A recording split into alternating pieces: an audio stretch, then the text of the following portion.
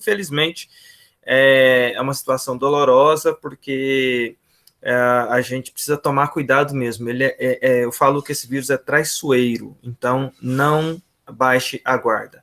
Outra coisa é que a gente vê os mais jovens meio que não se importando, né?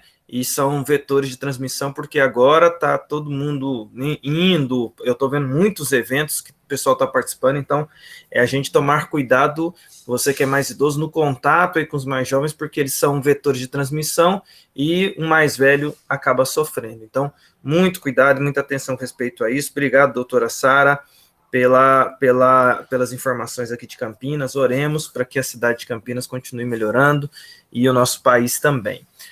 Vamos começar. Eu quero só dar algumas recomendações aqui. A gente ficou um bom tempo sem ter aula, agora a gente está voltando, né? Até o número diminuiu de alunos aí depois que deu aquela pausa.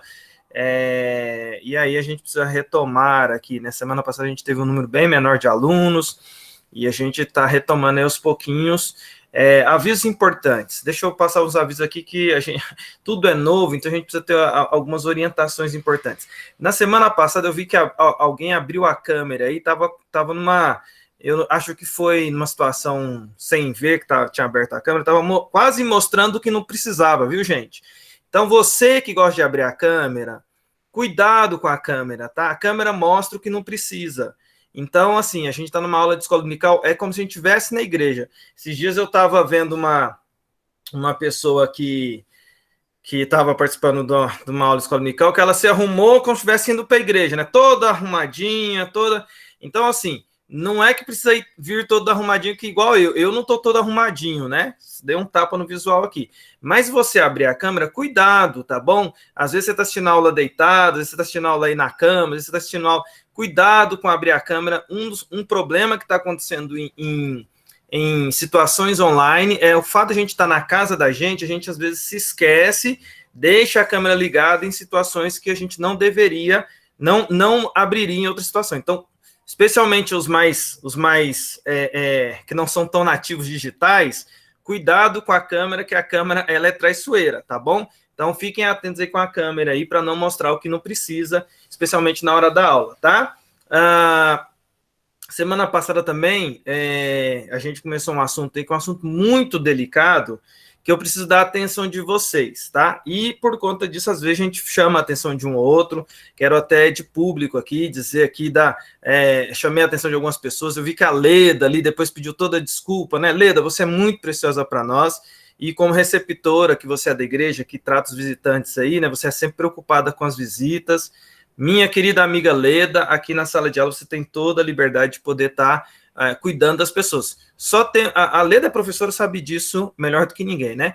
O que eu falo para a Leda, peço desculpa para a Leda, se até foi indelicado na hora que eu dei uma bronca geral aqui na hora da aula, mas o que eu peço para a Leda e peço para todos vocês, o cuidado com a atenção do conteúdo. Semana passada, não a Leda, mas eu percebi que, de uma maneira geral, parece que estava todo mundo meio um pouquinho distraído do conteúdo, e eu preciso que vocês estejam atentos, porque a gente está falando aqui de algo importantíssimo, que é as marcas da igreja. Portanto, eu acho que semana passada eu também estava com isso, né?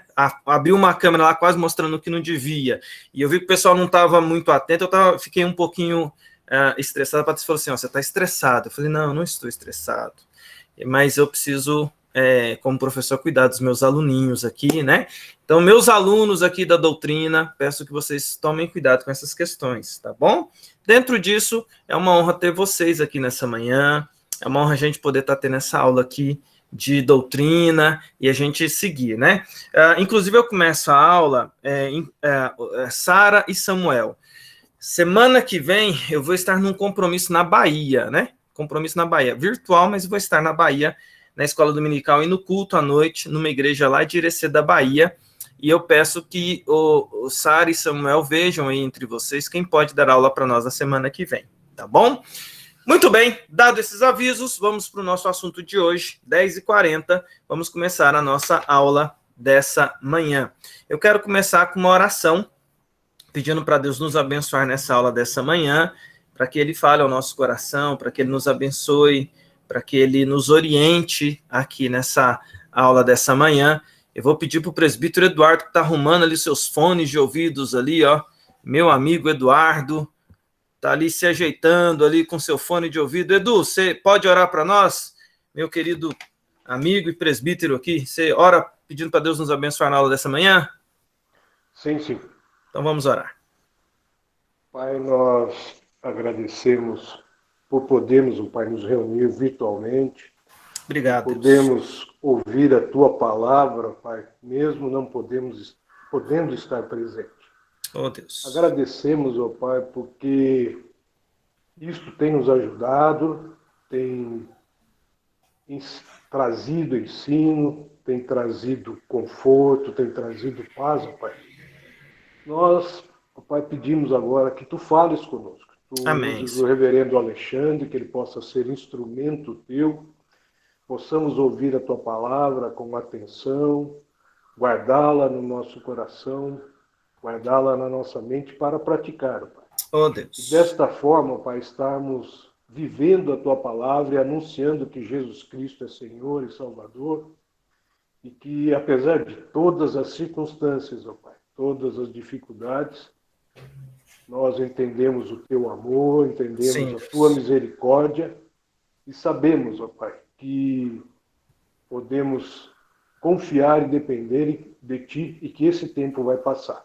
Oh, Deus. Ó Pai, nós cremos também que poderemos brevemente nos reunir. E que Sim, seja Deus. feita a Tua vontade, que, se possível, Pai, dia 30, possamos ter Oh, culto presencial, possamos rever irmãos queridos, Oh, Deus. possamos Faz isso estar acontecer. novamente Maravilhoso. juntos, presencialmente, louvando e engrandecendo o Teu nome. E que as nossas vidas, ó Pai, dia a dia, anunciem a Cristo Jesus. Amém. É o que eu te peço em nome de Cristo Jesus, Senhor. Amém. Amém, amém. Que oração maravilhosa, né? A oração que coloca junto o coração e esse anseio da gente poder se rever, né? Eu acredito que se Deus permitir, ali no dia 30, né, Eduardo? Se Deus assim permitir, vai haver um início de um retorno de etapas, e em partes isso aí vai acontecer. Deus permita que isso aconteça. Essa semana a gente teve reunido com algumas pessoas do Mackenzie por conta de umas situações que aconteceram, de reunião e tudo mais. E impressionante, né? Rever a pessoas que a gente tinha 5 meses que a gente não via. É emocionante, né? Apesar de não ter contato, mas a físico, né? Não poder abraçar, não poder beijar, mas ver, conversar, é algo, é uma sensação muito, muito gostosa. Abra sua Bíblia em João, capítulo 1, versos do 19 a 28. Evangelho de João, capítulo 1, do verso 19 ao verso 28. A gente está falando aqui sobre as marcas da igreja. Esse assunto, ele é um assunto muito importante. Eu estou gastando um tempinho nele aqui, porque nós vivemos constantemente essa situação de brota igreja em tudo quanto é lugar, muita gente fala que é igreja, existe muita coisa que fala em nome de Deus. Então a gente precisa ter aí um parâmetro, né? Qual que é o parâmetro para a gente poder ver as marcas da igreja ou identificar uma verdadeira igreja? João capítulo 1, versos de 19 a 28, eu quero ler com vocês esse texto, e a gente, então, inicia a partir daqui. João 1, do versos 19 até o verso 28. Leda, você está aqui? Tá, né? Muito obrigado. Leda, você faz um favor para mim? Como a Patrícia não vai estar fazendo a função que ela costuma fazer, de anotar tudo, eu sei que você é muito competente nisso. Tem como você fazer isso para mim? Eu vou falando os textos, você vai colocando ali no chat, por favor? O capítulo que eu for lendo, os tópicos que eu for falando, eu repito, se você puder anotar lá no chat, por favor. Então, por exemplo, agora você coloca lá, João 1, do 19 até o 28. Que aí você vai colocando os textos lá para o pessoal ir acompanhando, tá bom? Tá bom, pastor. Vou colocando só os títulos, tá? Porque eu sou meio ruim de escrever. Pode deixar. Não. É só os títulos mesmo. Isso mesmo. Então, vamos lá. João 1, do 19 até o 28. Ok? João 1, do 19 até o 28. Diz assim a palavra de Deus. Este foi o testemunho de João, quando os judeus lhe enviaram de Jerusalém sacerdotes e levitas para lhe perguntarem: quem és tu? Ele confessou e não negou. Confessou: eu não sou o Cristo. Então lhe perguntaram: quem és, pois? És tu Elias? Ele disse: Não sou. És tu o profeta? Respondeu-lhe: Não. Disseram-lhe, pois, declara-nos quem és, para que demos resposta àqueles que nos enviaram. Que dizes a respeito de ti mesmo? Então ele respondeu: Eu sou a voz do que clama no deserto, endireitai o caminho do Senhor. Como disse o profeta Isaías. Ora, os que haviam sido enviados eram de entre os fariseus. E perguntaram-lhe, então por que batizas se não és o Cristo, nem Elias, nem o profeta? Respondeu-lhe João: Eu batizo com água, mas no meio de vós está quem vós não conheceis, o qual vem após mim, do qual não sou digno de desatar-lhe as correias das sandálias. Estas coisas se passaram em Betânia, do outro lado do Jordão, onde João estava batizando. Vamos ler agora do 32 até o 34, só para complementar esse texto aqui, ainda o capítulo 1. E João testemunhou dizendo: Vi o Espírito descer do céu como pombo e pousar sobre ele, e não conhecia aquele, porém, que me enviou a batizar com água, me disse: Aquele sobre quem vires descer e pousar o Espírito, esse é o que batiza com o Espírito Santo, pois eu de fato vi identificado que ele é o Filho de Deus. Esse texto aqui a gente tem falando sobre, e aí você deixa sua Bíblia aberta, você pode ir anotando aí, a Leda vai me ajudar aqui anotando alguns tópicos, né? Então, a gente começou a falar aqui sobre as marcas da igreja, tá? O tema da nossa aula de hoje, dando sequência no que foi na semana passada, são as marcas da igreja, tá? Deixa eu ver se eu consigo abrir aqui o meu Paint aqui, peraí só um instante. Então a gente começou a falar aqui sobre as marcas da igreja. E quando a gente está pensando sobre as marcas da igreja, existem 3 marcas que a gente pode dizer que são marcas de uma verdadeira igreja, tá? Quando eu estou dizendo isso para você, eu quero dizer para você o seguinte: o que define um ser humano como ser humano? O que faz um ser humano ser um ser humano? Se você colocar uma pessoa de olhos vendados e colocar algumas figuras na frente dela, o que vai definir uma pessoa como ser humano? O que identifica um ser humano como ser humano? Existem algumas coisas que identificam o ser humano como ser humano. Por exemplo, a capacidade de ter raciocínio, raciocinar. Isso é coisa que só o ser humano tem, né? De fazer pensamentos, de ter pensamento lógico, isso é só o ser humano que tem. Ok? Então, por exemplo, o tipo físico também, né? A definição do organismo do ser humano é única também, né? Você vai ter aí essas características. Se colocar uma venda nos seus olhos, colocar na sua mão lá um cachorro, um coelho e um bebê, você vai e perguntar qual desses é o ser humano. Você vai conseguir identificar qual que é o ser humano, você pode estar de olhos fechados. Então, o que eu estou querendo dizer com isso? Nós temos características que nos ajudam a entender o que é verdadeiro do que não é. O que é um ser humano, o que é um ser humano de verdade, o que não é um ser humano de verdade. Esse mesmo princípio que eu estou colocando aqui, esse mesmo sistema de pensamento, pode se aplicar na perspectiva de identificar uma verdadeira igreja de uma igreja que não é verdadeira. Então, a gente tem aqui essa característica, as marcas da verdadeira igreja. Oh, Jesus, espera aí. Eu vou compartilhar com vocês daqui a instantes, tá? Só vou anotando aqui as marcas da verdadeira igreja. Eu vou anotar aqui, apesar de a gente estar tendo a ajuda da Leda aí, eu vou deixar aqui anotado também, tá bom? E vou compartilhar com vocês aqui a partir de agora. Peraí, vou compartilhar aqui essa tela com vocês. Atenção. Lembrando que o Eladio está aqui na sala de aula, quem tiver aí com mais de uma pessoa em sala, você anota aí, por favor, tá? Com quem que você está aí em sala? Você coloca aí no chat aí. Estou eu e mais um, tá bom? Estou apresentando aqui a minha tela agora, tá? Então, vocês anotem aí, ó.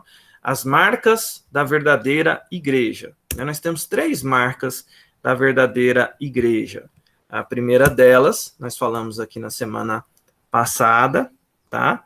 A primeira marca é a correta pregação da palavra de Deus, ou correta exposição da palavra de Deus, né? E aí a gente está hoje falando da segunda marca.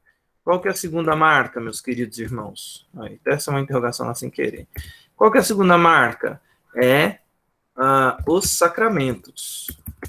Mas vamos lá, então, a correta utilização dos sacramentos. Bem, isso aqui é muito importante para a gente poder analisar e estudar aqui hoje. E a terceira marca, que a gente vai fazer aqui hoje também, a correta administração da disciplina. Ok? Essas são, biblicamente falando, ou teologicamente falando, ou doutrinariamente falando, como você achar melhor, são as 3 marcas da verdadeira igreja. Né? A correta pregação da palavra de Deus, nós falamos semana passada, e hoje a gente vai falar a correta utilização dos sacramentos. E aqui eu volto para vocês e faço uma pergunta, meus queridos irmãos. Quais são os sacramentos? Ou, melhor dizendo, você sabe o que é sacramento? Né? Sacramento não é um sobrenome, né? Meu sobrenome é Sacramento. Não, não é sobrenome apenas, né? Ou o nome de um time de futebol, Sacramento Kings, né? Que é o time lá de Sacramento, de basquete. O que é sacramento, né? Vamos lá, vamos primeiro definir o que é sacramento. Alguém aqui sabe dizer o que é sacramento? Alguém quer responder em viva voz aí? Abra o áudio e responda aí. O que é sacramento? Alguém sabe dizer o que é sacramento? Vamos lá? Alguém? Silêncio na sala. Alguém quer falar o que é sacramento? Então vamos lá, deixa eu definir aí para vocês o que são os sacramentos. São meios de graça, ok? Você pode anotar aí, meios de graça, e que tem uma característica: foram estabelecidos diretamente por Jesus. Sacramento, meios de graça que foram estabelecidos diretamente por Jesus. Então, o que são meios de graça? Meios que Deus usa para manifestar graça. Meios que Deus usa para comunicar graça a nós. Meios que Deus utiliza para nos agraciar. Existem 2 meios, tá? 2 meios que Jesus estabeleceu para comunicar oficialmente a graça ao seu povo. São 2 sacramentos que nós temos e acreditamos que a igreja cristã, ela manifesta 2 sacramentos, tá bom? E aí, essa é a marca da verdadeira igreja, quando ela utiliza corretamente os sacramentos, tá bom? Quais são esses 2 sacramentos que a gente tem estabelecidos? Eu vou escrever aqui para vocês aqui. Então, são 2 sacramentos que existem e são marcas da verdadeira igreja. O primeiro sacramento é o batismo, ok? E o segundo sacramento é a Santa Ceia, ok? Batismo e Santa Ceia são dois, deixa eu ver aqui, como que eu aperto aqui, Ctrl End? Não. São os 2 sacramentos aqui que a igreja adota como meios da comunicação da graça de Deus de maneira especial e que são marcas da verdadeira igreja. Batismo e Santa Ceia. Quando a gente fala sobre batismo, a gente viu aqui no início da nossa aula o texto que fala lá sobre Jesus estabelecendo, João dando o testemunho de Jesus, estabelecendo que esse é uma marca que define o Messias. Ele virá e vai realizar batismo, que é um sinal de transformação. Então, perceba que nós temos, enquanto marca, como sinal de uma verdadeira igreja, esses elementos que não podem ser de forma nenhuma mal interpretados ou abandonados. E aqui eu não vou dar uma aula sobre batismo, porque a aula sobre batismo é a aula da preparação para o batismo. Mas eu quero pontuar algumas coisas aqui, pontuar algumas coisas importantes aqui, né? Que esses meios de graça. E aí, quando você pergunta assim, o que é um meio de graça? A Leda escreveu aí, né? O que é um meio de graça, né? É uma forma que Deus utiliza para comunicar graça até nós, tá bom? Ele usa esse meio, é um caminho que Deus usa para nos abençoar. E o primeiro caminho, como sacramento, que é um meio de graça, é o batismo. O que o batismo é? O batismo é um sinal de aliança. Um batismo é um sinal aonde nós temos uma manifestação da nova vida. O batismo é um sinal da Igreja de Cristo, porque a partir da nova aliança, do Novo Testamento, da vinda do Messias, um sinal que Jesus estabeleceu para aqueles que seriam o povo da aliança, e aí, por isso que eu falo que é marca da verdadeira igreja, um dos sinais é o batismo. Por quê? O batismo é esse apontamento de que eu deixei para trás a velha vida e agora eu sigo para uma nova vida. É por isso que a igreja cristã, é por isso que uma igreja verdadeira, ela tem como símbolo, como marca dessa caminhada dela, o símbolo do batismo. Agora, é importante entender o que o batismo é. Né? O batismo é esse símbolo, é esse sinal, e aí é importante dizer, o batismo ele anuncia, ele aponta para algo espiritual, que a gente inclusive pode chamar de o verdadeiro batismo. A gente até fala aí, né? Aquela pergunta que é feita, né? Nós passamos por ela quando falamos sobre o Espírito Santo, né? Aquela pergunta que é feita, você é presbiteriano, né? A pessoa pergunta assim, nossa, a igreja presbiteriana é muito legal, né? O pessoal que gosta da Bíblia, mas aí olha nos seus olhos assim e fala assim, vem cá, mas você já foi batizado no Espírito Santo? Né? A pergunta, você foi batizado no Espírito Santo? Aí você fica assim, mas será? O batismo no Espírito Santo, meu querido irmão, minha querida irmã, é quando nós somos convertidos por Deus a Ele. Todo aquele que se arrependeu dos seus pecados, e esse arrependimento só acontece por convencimento do Espírito Santo, que primeiro age no nosso coração e transforma o nosso coração endurecido em um coração de carne, um coração que sente, que se arrepende, e aí você chega naquele ponto de falar assim, Senhor, me perdoa pelos meus pecados, e entrega a sua vida a Jesus Cristo. Esse ato de arrependimento, essa ação espiritual que aconteceu no coração seu, de transformação, de renegar o velho homem e de ser um novo homem nascido em Cristo Jesus, a gente chama isso aí de batismo do Espírito Santo, ok? Que vai ser manifesto, que vai ser expressado, que vai ser externado, que vai ser testificado para as pessoas quando publicamente você é batizado. Portanto, o batismo que acontece como externo, ele vai representar algo interno que aconteceu no seu coração. Veja o que Jesus conversou com Nicodemos. Alguém abra para nós aí. Eu gosto muito desse texto. Está lá em João 3. Alguém lê para nós aí, por favor? Alguém tem uma leitura que está animado, acordou animado, tomou já o café da manhã abençoado, e está feliz da vida. Leia para nós aí, João 3, do 1 ao 15, para nós aí. Veja uma conversa que Jesus tem com Nicodemos sobre a ação do Espírito Santo. Vamos lá. João 3, do 1 ao 15. Então são 15 versículos, a pessoa tem que ler animado, porque é 15 versículos. Alguém lê para nós aí, por favor?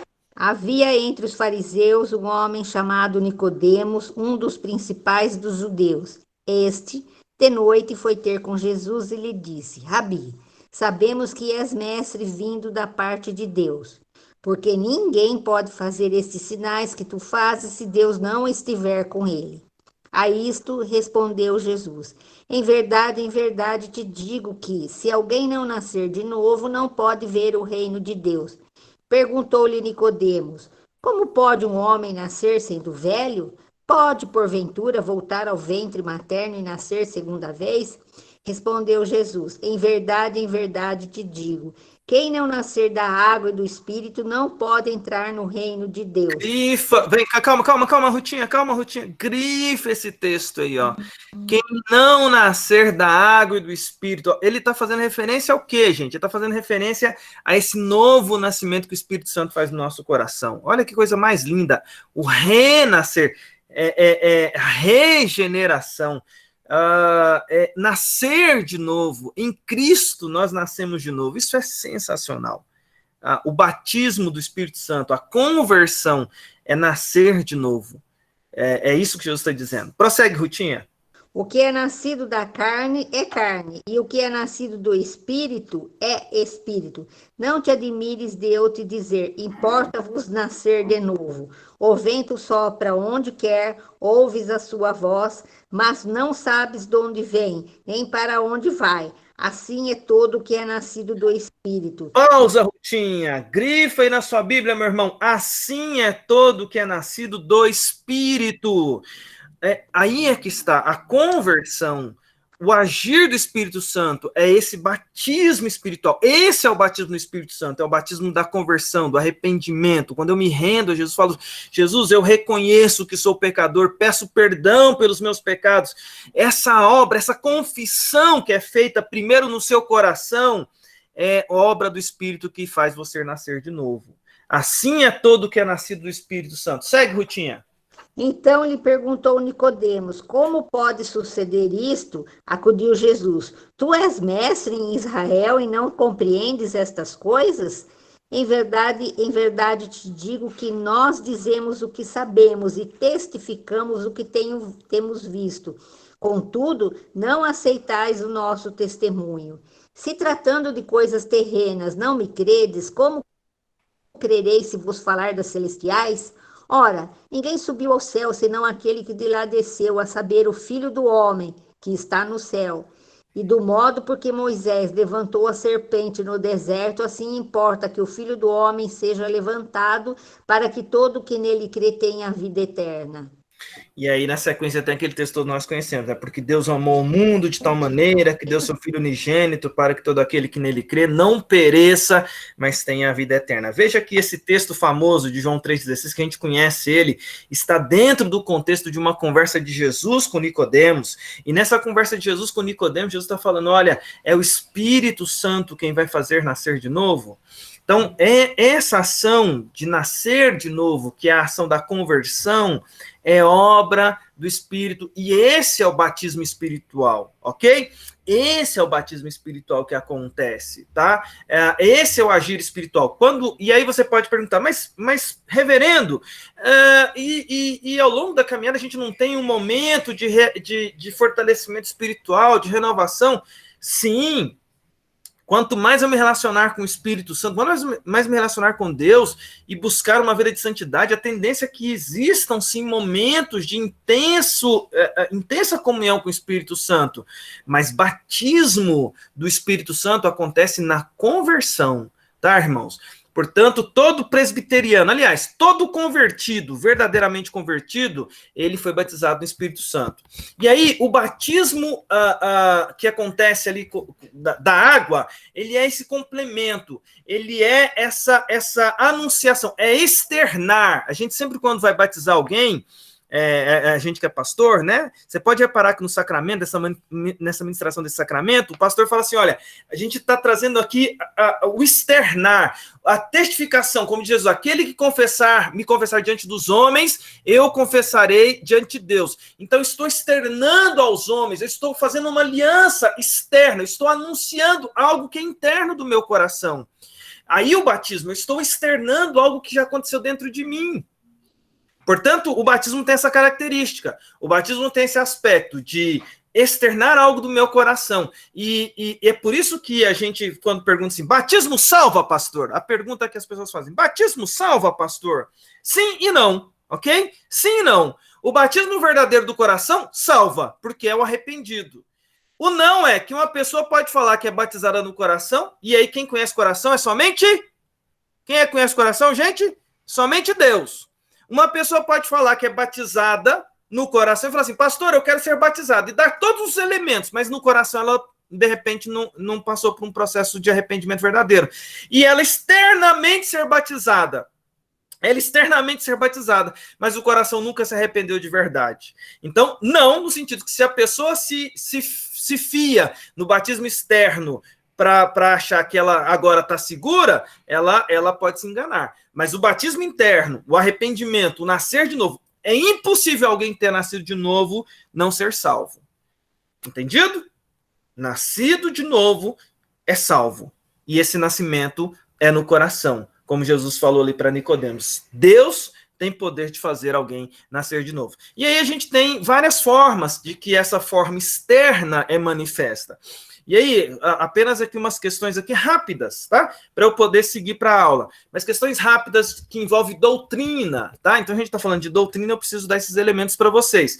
Marcas da igreja verdadeira. Primeira marca da igreja verdadeira, correta pregação da palavra de Deus. Seriedade, pregação cristocêntrica, apontando para Jesus, apontando a escritura como um todo, falando de Cristo, não falando do homem, falando de Jesus, não incorrendo em heresias, mas falando a verdade de Deus, da mensagem de arrependimento.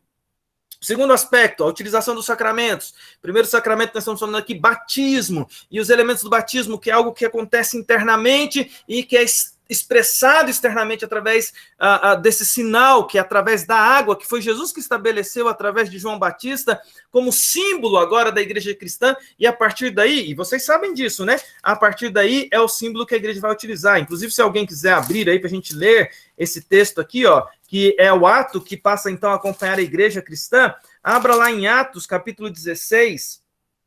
Atos, capítulo 16. Deixa eu ver aqui. Versículo 33. Alguém lê para nós aí. Atos 16, 33. Leia para nós aí. Como lá na frente, a igreja lá na frente, lá em Atos, como que ela reproduz esse sacramento como sinal dos nascidos de novo, sinal daqueles que estão no caminho de Cristo. Alguém lê para nós aí, Atos 16, 33. O 32 e o 33. Alguém lê para nós aí, por favor.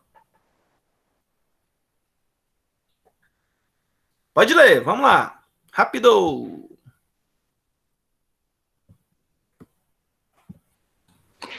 E lhe pregaram uma palavra. Pode, quem está lendo aí, do Eduardo, vai lá. Foi o Eduardo que leu? Quem estava lendo? A Rutinha já leu, quem foi? A Sara. Vai, Sara, lê então, Sara. E lhe pregaram a palavra de Deus e a todos os de sua casa. Naquela mesma hora da noite, cuidando deles, lavou-lhes os vergões dos açoites. A seguir, foi ele batizado e todos os seus. Foi ele batizado e todos os seus. Veja o batismo como sinal dessa característica da nova aliança, né? Então, lembre-se do que eu falei até aqui agora, né? Marcas da igreja, pregação da palavra, sacramentos, a correta administração dos sacramentos, e dentro dos sacramentos quais são? Batismo e Santa Ceia. Falando ainda rapidamente sobre batismo para concluir aqui, cada igreja administra o batismo segundo algumas interpretações. A igreja presbiteriana adota o batismo por aspersão e a igreja presbiteriana adota o batismo de crianças. Olha aí que ponto importante citar aqui sobre batismo para nós presbiterianos. Sinal externo de algo que é interno, batismo de crianças e por aspersão. O que é o batismo por aspersão? Nós entendemos que o batismo bíblico não é o por imersão, tá? Agora, vamos lá, deixa eu colocar até aqui a Adriana fez uma pergunta, que ela perguntou assim, fui batizada na Assembleia de Deus, preciso batizar novamente? Pois agora estou conhecendo a palavra de Deus.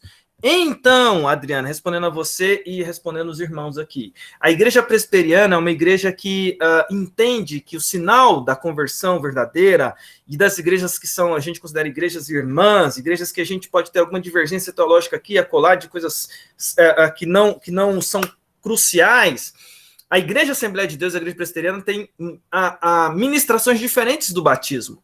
O batismo na igreja presbiteriana é por aspersão. O que é aspersão? A gente molha aqui, só ali, ó, aqui o cucuruco da cabeça, né? Molhou o cucuruco, tá bom. O batismo nas outras igrejas, geralmente, por imersão, a pessoa tem que mergulhar ali, né? Pergunta que as pessoas fazem, precisa ser batizado? Qual que é o certo, pastor? É o batismo por aspersão, por imersão? Nós, presbiterianos, entendemos que o que é bíblico, por exemplo, igual esse texto aqui que eu acabei de ler de Atos 16, 33, né? Que a Sara leu. Gente, Paulo estava preso, né? Dentro de prisão não tinha rio, tá? no máximo, se tinha ali dentro de uma prisão, era um corgo, no máximo. Então, corgo, você já banhou de corgo? Corgo não dá para banhar o corpo inteiro dentro de um corgo, não, né, gente? Então, assim, lá diz no versículo 33, naquela mesma hora da noite, aí a Bíblia diz assim, procuraram um rio para batizar, o corguinho, né, o córrego, o Eduardo tá me corrigindo aqui, o córrego, né? Aí lá em Goiás a gente já diminuiu para corgo, né? Mas vamos lá, o córrego, né? Mas aqui não diz, aqui no versículo 33, procuraram um rio e aí batizaram o carcereiro e sua família. Não, imediatamente batizaram todos os seus. Acredita-se que o batismo é por aspersão, inclusive porque no cerimonial do Antigo Testamento eles usavam uma cerimônia de aspersão, que era um hisopo, né? Até Davi fala, purifica-me com hisopo e ficarei limpo. O hisopo era um ramo, um ramo lá da região de Jerusalém, que ele é esponjoso, então ele absorve água. E como que o sacerdote usava um dos cerimoniais de bater ali com água e hisopo sobre o indivíduo como sinal de purificação. E Davi diz, purifica-me com hisopo e ficarei limpo, tá? Como se fosse ali um apontamento do que depois viria a ser o batismo. Nós acreditamos que esse ato de aspersão é um símbolo que representa esse lavar regenerador. Agora, batizou por imersão. Estou errado, reverendo? Se você veio de uma igreja que fez esse ato, a igreja presbiteriana não considera que agora tem que rebatizar. Então, Adriana, não precisa rebatizar, né? A gente acredita que o sinal da aliança tendo sido feito, ele é genuíno. O que não pode, por exemplo, vou viajar para Jerusalém, né? Vou viajar para Jerusalém, vou lá no Rio Jordão, eu quero ser rebatizado. Não, aí a gente né, não acredita nisso. Se você foi batizado, seu batismo foi válido. E o Augusto Nicodemos, né? Ele fala um negócio muito legal, né? Sobre batismo. Ele fala assim, sobre batismo, aspersão e imersão, fala o seguinte, se uma pessoa que batiza por imersão for batizada, se mergulhar até a cintura, vale para eles? Não. Se mergulhar até aqui o ombro, né? Até o dorso aqui, vale para quem batizar por imersão? Não. Se a pessoa mergulhar até aqui a sobrancelha, vale para a pessoa que é por imersão? Não vale. O que vale para ele? Se coloca a mão na cabeça e mergulha a cabeça. Então tem que molhar o cucuruco aqui da cabeça, aqui, né? A ponta da cabeça. O presbiteriano é mais objetivo, ele já vai direto e molha aqui e pronto, já está resolvido.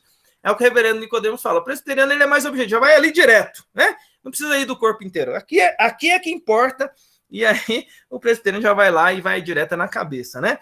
Então, dizendo isso, eu respondo para vocês. E outra coisa importante sobre isso batismo infantil. Isso é muita...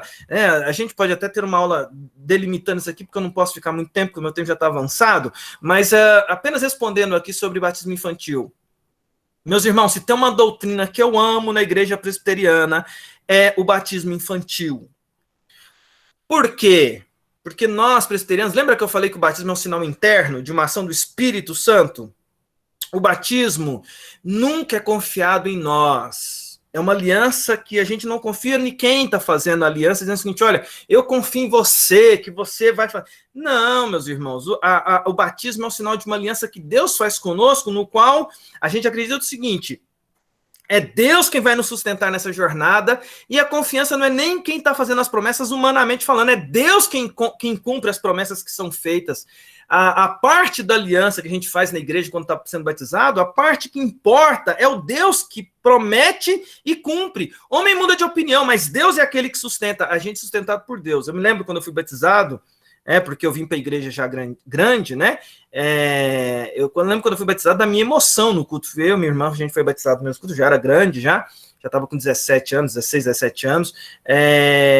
A minha emoção daquele símbolo, do compromisso de que era muito mais Deus que estava fazendo comigo, no sentido de me sustentar, do que eu com Deus, porque eu sei da minha natureza falha. Mas falando sobre crianças, né? Quando você está batizando uma criança, e aí, biblicamente falando, primeiro que o batismo substitui a circuncisão, tá? Rapidamente falando isso. O batismo substitui a circuncisão, e a circuncisão era feita em crianças. Segundo que Deus é Deus de aliança. e ele faz aliança com a família. Veja que o carcereiro converteu aqui no texto de Atos 16, e lá diz que, olha, na sequência converteu a família. Não, ele converteu e a família dele fez uma aliança com Deus. Foram batizados todos da família em aliança com Deus. Quando uma criança é batizada, alguém pergunta assim, mas ele ainda não se arrependeu, reverendo? Ele é pequeno, ele é infante. Deixa eu perguntar uma coisa para quem é pai de criança aí. Você escolhe, quando seu filho está com fome, bebê, criancinha, ele é dependente de você, não é? Você vacina ele ou não vacina? Tirando aqui os que são anti-vacina, né? Mas você vacina ele ou não vacina? Vacina, porque você acredita que vacina é uma coisa boa. Não é? Ele fala assim, papai, bebezinho, né? Papai, hoje eu quero tomar vacina. Não, você escolhe a vacina porque você quer proteger ele, não é? A roupa que seus filhos bebê aí escolhe para vestir, é ele que escolhe ou é você que escolhe por ele as roupas? É você. O seu filho bebê aí, criança aí, quando você escolhe levar ele para a igreja, é ele que escolhe ir para a igreja ou é você que escolhe por ele? Veja que, biblicamente falando, você é o representante do seu filho.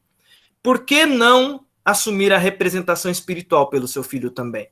E você, pela representação espiritual, você diz o seguinte, do mesmo jeito que eu estou vacinando meu filho agora para proteger ele, eu estou fazendo uma aliança, porque eu sou representante dele. Eu faço uma aliança em nome dele, não confiado nele, mas eu confio no Deus que vai sustentar a vida dele. É o Deus de aliança com a minha família. E essa aliança me faz consagrar esse meu filho a Deus através do batismo, porque eu sei que Deus é quem pode sustentar ele. Eu não confio nele, eu não confio na capacidade dele, mas eu confio no Deus que faz aliança e que me deu ele. E aí a gente batiza. O batismo sempre é assim, entendeu? Respondido isso, vamos para a próxima parte, que é a Santa Ceia. O outro sinal de uma verdadeira igreja, marca da verdadeira igreja, é a Santa Ceia. E aqui a gente tem o texto de Lucas, vamos lá em Lucas capítulo 20, deixa eu ver aqui, Lucas capítulo 22, se eu não me engano, do 19 ao, deixa eu ver aqui, 22, do 19, isso, Lucas 22, do 19 ao 23. Alguém lê para nós aí, por favor? Lucas 22, do 19 até o 23. Alguém lê para nós aí, por favor? Lucas 22, do 19 até o 23. E tendo tomado um pão, tendo dado graça, o partiu e lhe deu, dizendo, isto é o meu corpo oferecido por vós, fazei isto em memória de mim. Semelhantemente, depois de cear, tomou o cálice, dizendo, este é o cálice da nova aliança, no meu sangue, derramado em favor de vós. Todavia, a mão do traidor está comigo à mesa. Porque o filho do Pode ir, Edson, pode ir. verdade vai segundo o que está determinado. Mas ai daquele que por intermédio de quem ele está sendo traído. Então começaram a indagar entre si quem seria dentre eles o que estava para fazer isto. Ok, antes de dar sequência aqui nessa argumentação, a Maria José fez uma pergunta interessante, ela diz assim, quem foi batizado, renovado na crisma do catolicismo, segue essa mesma lógica da aliança com Deus ou precisa de novo batizado? Então, o batismo na Igreja Católica, a gente, aqui no Brasil, tá? A Igreja Presbiteriana tem nas suas decisões conciliares de que quem vem da Igreja Católica para a Igreja Presbiteriana precisa passar por todo o processo, inclusive ser batizado novamente. Então, esse é o processo. Por quê? Existem algumas interpretações diferentes sobre a questão da aliança. Por exemplo, a pergunta da Maria José é muito interessante porque a Igreja Católica batiza crianças e a Igreja Presbiteriana batiza crianças, mas a perspectiva do batismo infantil para a Igreja Católica e para a Igreja Presbiteriana é diferente. A Igreja Presbiteriana batiza na perspectiva da aliança com Deus. A Igreja Católica batiza na perspectiva de paganismo e não paganismo, dizendo o seguinte, olha, se morrer pagã, vai para o inferno. Então é mais uma questão de pagã e não ser pagã, e o batismo ser como um amuleto. E nós não acreditamos no batismo como amuleto, nós acreditamos no batismo como uma aliança que a gente faz com Deus de maneira racional. Então, quem vem da Igreja Católica para a Igreja Presbiteriana é batizado, né? Por exemplo, eu e a minha mãe está aqui como testemunha, né? Minha mãe, Dona Lúcia Antunes, está aqui como testemunha. Eu fui batizado quando criança na Igreja Católica, né? Com padrinho e tudo. Inclusive, o meu padrinho foi quem converteu primeiro e levou toda a família, que é o Djalma, que participou até de umas aulas aqui esses tempos atrás, Djalma Scandiuzzi, né? Ele e a minha tia Regina são os meus padrinhos, padrinho e madrinha, né? Mas quando a gente foi para a igreja presbiteriana, minha mãe foi rebatizada, meus tios foram rebatizados, e eu, quando chegou o meu momento, eu já era grande, então a gente foi batizado quando adolescente, né? Então eu participei aí do batismo já na minha adolescência, eu fui batizado.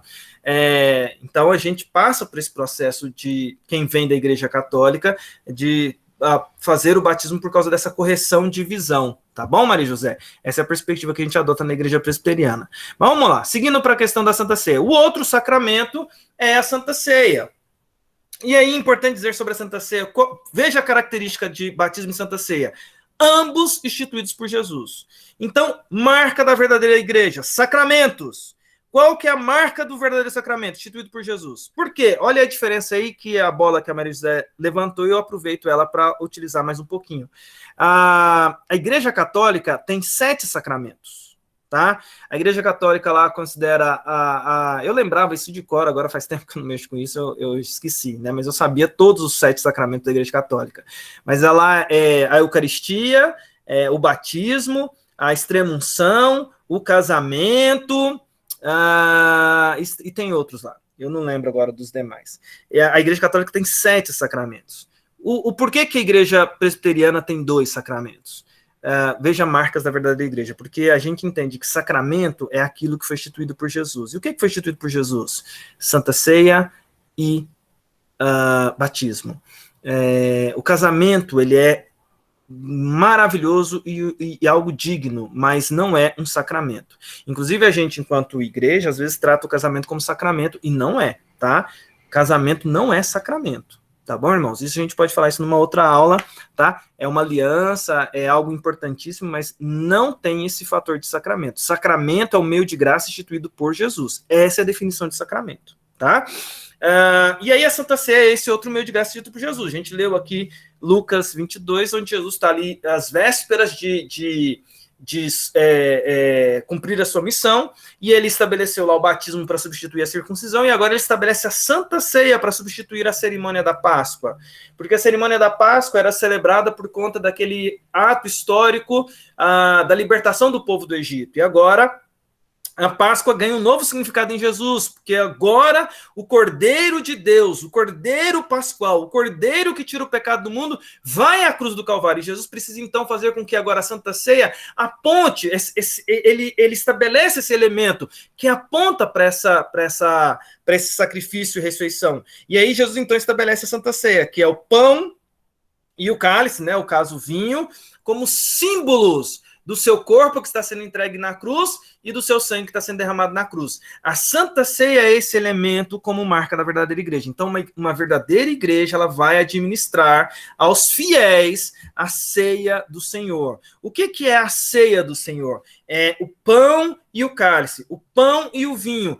como símbolos do Cordeiro Pascual, daquele que veio, entregou o seu corpo, derramou seu sangue puro, corpo puro, subiu à cruz, morreu em nosso lugar. E toda vez que eu celebro a ceia que foi instituída por Jesus, né, eu remeto a 2 perspectivas.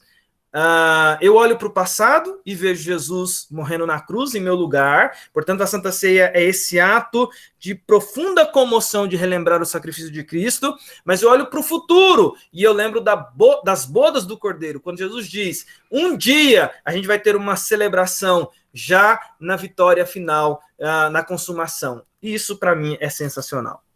É sensacional. Então, Jesus, ele aponta para essa perspectiva do passado ali, né, do que ele está estabelecendo. Então, toda vez que eu ceio, lá algumas igrejas tem a mesa, né, escrito assim, em memória de mim, né? Eu lembro do que Jesus fez, ok?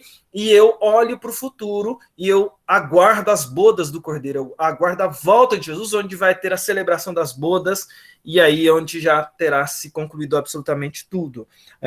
Esse é o ato da ceia. E por que a ceia é assim? Veja bem,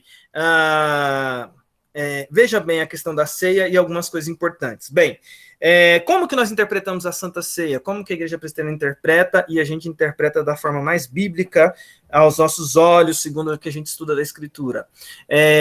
A gente tem uma interpretação diferente da Igreja Católica, a gente tem uma interpretação diferente da Igreja Luterana e até mesmo de algumas igrejas irmãs. Por quê? Primeiro, o que a Igreja Católica entende da Eucaristia, da Santa Ceia?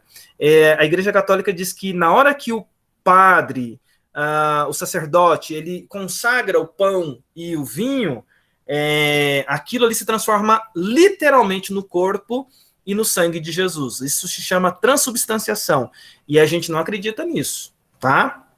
A gente não acredita nessa perspectiva, que o corpo, né, que o pão que você recebe ali na ministração se transformou no corpo de Jesus, literalmente corpo, e o vinho ou suco se transformou literalmente em sangue. A gente não acredita assim. Os luteranos acreditam na consubstanciação, que é, ao mesmo tempo que é pão, é corpo, ao mesmo tempo que é sangue, é vinho ou suco. A gente também não acredita nessa interpretação. A gente não acredita na outra interpretação que existe, que é memorial apenas, porque quando falar em memória de mim, alguns falam assim, Jesus só quer que a gente lembre da memória, né, que a gente tem em memória. A gente não acredita nisso. Como que a gente acredita? A gente acredita na interpretação calvinista, que diz que pão continua sendo... E toda a ceia você pode ver que o pastor fala isso. A gente relembra a doutrina, toda a Santa Ceia você pode ver que o pastor fala isso. Doutrina calvinista. Pão continua sendo pão, o vinho ou suco continua sendo vinho ou suco, mas a presença de Jesus é real, alimentando o seu povo de maneira espiritual e misteriosa. Deus alimenta o seu povo. Como que a gente tem as bases para esse argumento? Abra lá em 1 Coríntios capítulo 11. Esse é o texto para nós de referência sobre a Santa Ceia. Tá? 1 Coríntios capítulo 11, a partir do verso 23... 11, a partir do verso 23, porque ele vai estabelecer ali os critérios da Santa Ceia para os corintianos. Corintiano, gente, sempre deu trabalho, né? Os corintianos estavam tomando a ceia tudo errado, tudo bagunçado. Aí vem Paulo, São Paulo, ok? São Paulo, porque o Paulo é São, assim como eu São Alexandre, somos santos em Cristo, né? Então vem o São Paulo, né, que é santo em Cristo, né? E ele vai ajudar os corintianos. É igual aconteceu no Campeonato Paulista. O Paulo sempre está ajudando os corintianos. Isso é bíblico. Isso aí já vem de muito tempo, tá bom? Mas vamos lá. Alguém lê para nós aí, a partir do versículo 23, por favor. 1 Coríntios 11, a partir do verso 23. Alguém lê para nós aí rapidamente?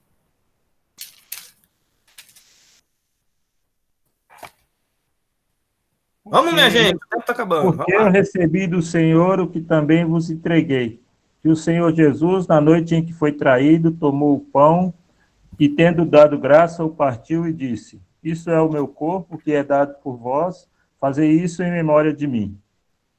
Por semelhante modo, depois de haver ceado, tomou também o cálice, dizendo, este é o cálice e a nova aliança no meu sangue. Fazei isso todas as vezes que bebedes em memória de mim.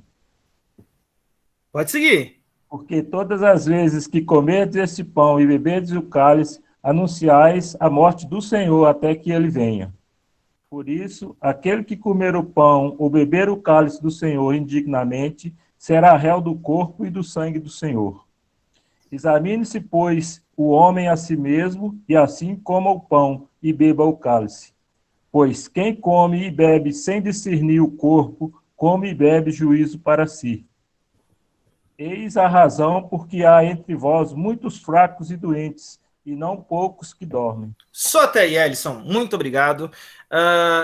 Esse texto ele é doutrinário para nós. Por quê? Porque ele aponta, você pode grifar esse texto aí, ó, base da doutrina da Santa Ceia para a Igreja Presbiteriana. E é muito lido nas ministrações de ceia. Por quê? Porque Paulo está dizendo o seguinte, olha, e aliás, aí a gente tem um argumento de Paulo, se fosse só memorial, memorial é lembrança, mas Paulo diz assim, examine-se, pois, e coma. Pois quem come e bebe sem discernir, sem entender o que está fazendo, está comendo e bebendo juízo. Eis a razão de muitos que dormem. Muitos morrem. Por quê? Porque estão maculando o pão e o cálice, porque estão comendo de qualquer jeito. aí a gente entende o seguinte, mas peraí, então esse negócio tem alguma coisa a mais. O que é a mais?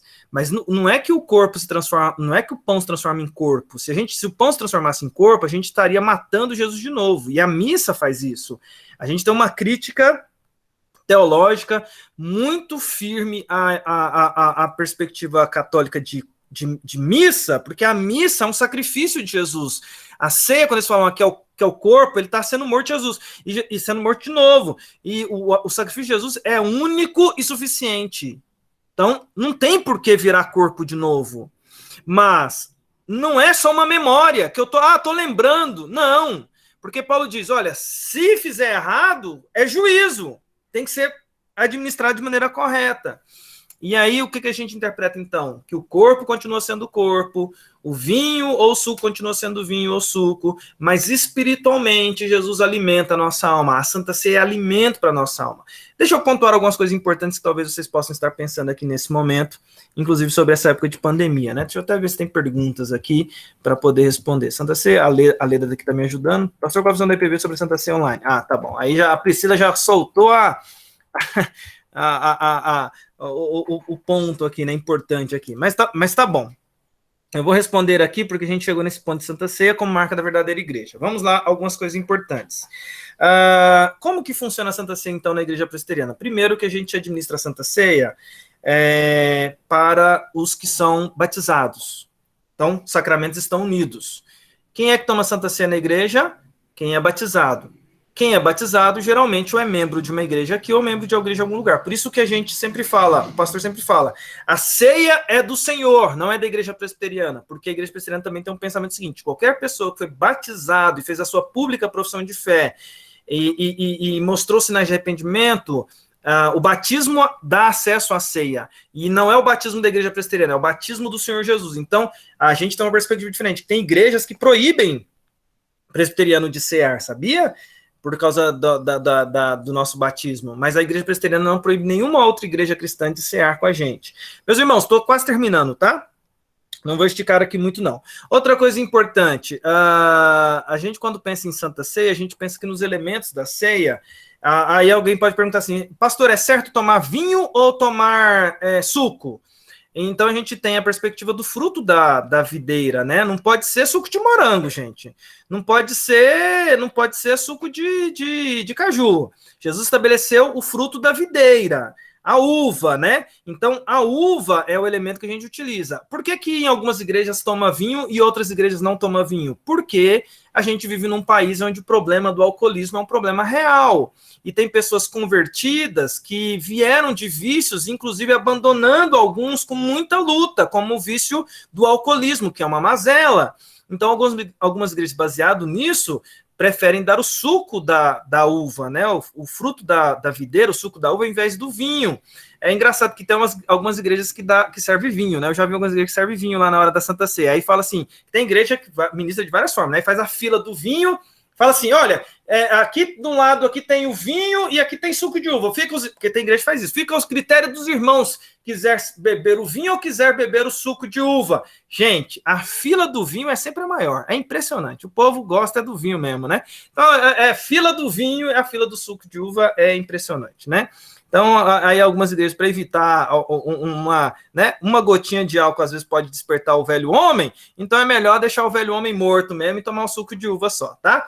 A Santa Ceia é para edificação, não é para que a pessoa volte às velhas práticas. Tempo de pandemia. Pastor, a gente está 4, 5 meses sem tomar Santa Ceia. É pecado? Não, não é pecado. Na Bíblia não existe determinação de quanto em quanto tempo se ceia. Pode estudar na Bíblia para você ver. Não tem determinação. Olha, todo dia tem que tomar Santa Ceia. Todo mês tem que tomar Santa Ceia. Isso é uma definição de padrão que nós adotamos enquanto igreja. A Santa Ceia é alimento espiritual. Eu entendo que deixar de tomar a Santa Ceia voluntariamente, ela nos prejudica a nossa edificação, tá? Mas em circunstâncias adversas, como a circunstância de pandemia, não há uma norma bíblica que diz, tem que ser tantas vezes. Não tem isso na Bíblia. Portanto, a igreja de Campinas, pelo que eu sei, a gente está aí já há quase 5 meses sem cear, mas isso não implica em pecado, isso não implica em falha. Períodos de pandemia ao longo da história levou a igreja a ter esse tipo de atitude, nós estamos tendo essa atitude na nossa época. E aí entra a pergunta da Priscila, ceia online, pode? Meus irmãos, aí a gente tem um problema de interpretação bastante diverso, porque é novo, né? Então você tem um grupo de pessoas que se posicionaram a favor e fizeram, tem um grupo que se posicionou contra e não fizeram, tem um grupo que fez a ceia drive-thru, né? Chamando o pastor lá, abençoava os elementos ali, a pessoa passava e comia a Santa Ceia. Eu não sou desesperado para ceiar no momento de pandemia, eu não tenho essa angústia, porque a Bíblia não fala para mim isso, eu não preciso ter essa angústia. Eu não sou batizado todo mês. A Santa Ceia, ela é um elemento que tem que ser contínuo, mas não dá um padrão de período. Então não tem essa angústia, eu não estou com essa, sabe? Eu entendo quem tem, mas eu entendo o momento e respeito o momento. Primeira coisa. Segunda coisa, importante dizer o seguinte, ainda não há uma posição oficial da Igreja Presbiteriana, Priscila, tá? A Igreja Presbiteriana ainda nos próximos concílios, certamente esse assunto vai vir e vai ser motivo de estudo teológico sobre o tema. A priori, eu estou com a Igreja de Campinas na perspectiva de aguardar o retorno dos irmãos presencialmente, porque existem alguns elementos do culto que é em comunidade, e eu acredito que não dá para ter batismo online e nem Santa Ceia online. Isso tem que ser feito em comunidade, em conjunto. A priori, esse é o meu pensamento, tá? Que vai pela linha do pensamento da liderança da Igreja de Campinas. É o pensamento que, ao meu coração, parece que é o mais correto. Respeito quem está fazendo diferente pelas interpretações possíveis, mas ainda não há uma posição oficial e eu tenho dificuldades, pelo que eu conheço teologicamente, doutrinariamente, de ser tão rápido em falar assim, não tem problema. Eu sou mais conservador nesse aspecto, de esperar a gente ter melhores definições, né? Isso, a Leida colocou aqui, não há norma bíblica quanto ao número de vezes para a ceia, não tem uma norma né, que tem que ser mensal, que tem que ser semanal, que tem que ser anual, não existe. A doutrina da igreja estabeleceu essas normas. Respondido, meus irmãos, acho que a aula de hoje foi muito produtiva, a gente está aqui 11h37, muito bom estar com você. A gente tratou desses assuntos aqui que são assuntos do momento. Acho que esclarece algumas coisas, porque às vezes você está na igreja e fala assim, mas por que a gente não está ceando? Por causa dessa perspectiva da gente ter aí um olhar bíblico e entender que esses padrões estão sendo seguidos, né? E eu estou muito feliz de que a Igreja Presbiteriana de Campinas é uma igreja que é bíblica, né? Que procura obedecer os princípios bíblicos e, se Deus permitir, como o Eduardo disse ali no começo da oração, final do mês, a igreja, pela graça de Deus, retorna dentro das normas de segurança e aos pouquinhos a gente retoma, a igreja vai retomando aí as suas atividades, tá? Nós vamos encerrar nossa aula com uma oração. Quero saber se alguém tem mais alguma dúvida, se alguma dúvida ficou no ar, porque eu estive tentando ler aqui todas as dúvidas, mas eu quero saber se teve alguma dúvida que ficou no ar. Se não ficou, a gente vai continuar na outra semana, eu falo sobre a terceira marca da igreja, tá? E Adriana, abraço irmãos. Vamos orar aqui agora para a gente poder encerrar nossa reunião, tá bom? Deixa eu ver aqui quem está aqui que pode orar para a gente aqui, para a gente encerrar, tá? Não vai embora sem a gente estar orando, tá? Não sai ainda, sem a gente fazer uma oração aqui de encerramento aqui da nossa aula do dia de hoje. O Renan pediu na semana passada para a Marfisa orar. Será que a Marfisa está aí hoje? Pode orar para nós? Marfisa, você pode orar para nós aí? Eu fiquei de contar a história do Reverendo Roberto Brasileiro. Ruth, verdade, né? Passou. Me lembra na próxima aula, no começo da próxima aula, Rutinha, eu esqueci completamente, mas é sobre essa questão de pregação. Eu lembro, essa história do Reverendo Roberto é sensacional. Para não ter prejuízo, deixa para o início da próxima aula. Você me lembra, Ruth, no comecinho da próxima aula, por favor, não deixa eu esquecer, não. Vamos lá, gente.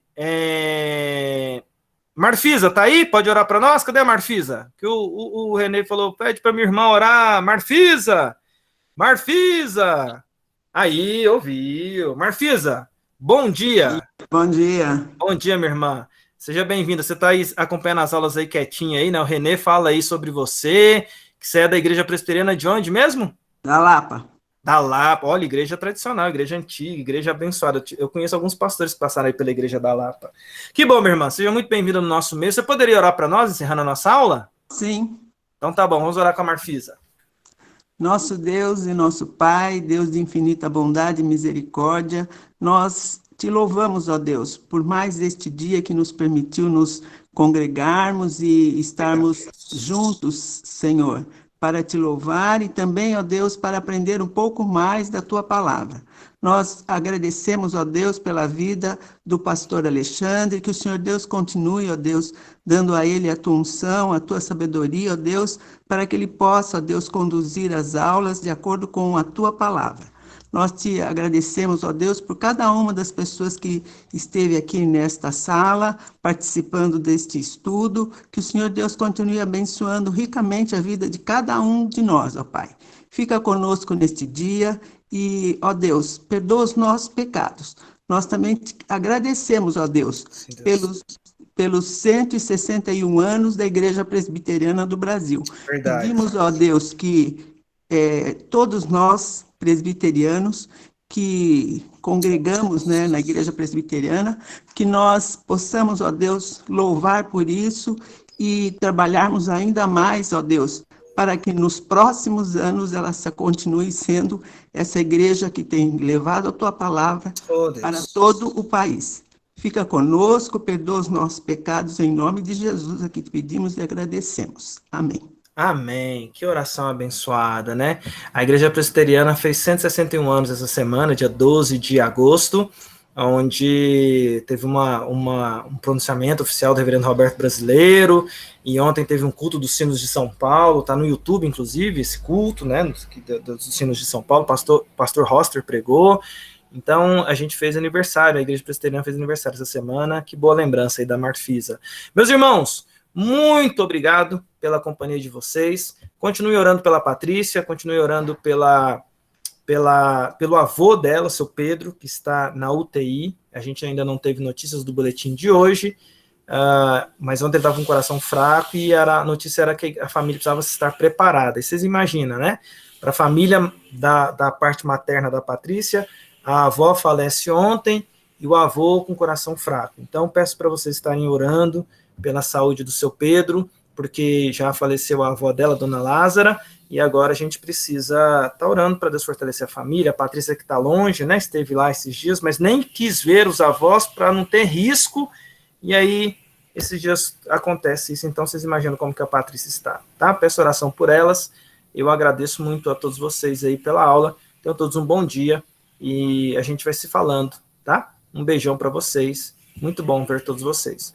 Um abraço. Aí eu vou despedindo aqui, falando dos nomes aí de vocês. Um abraço, Cecília, que tá dando tchauzinho aqui para mim, viu? Beijo, Cecília. Eduardo saiu já. Um abraço.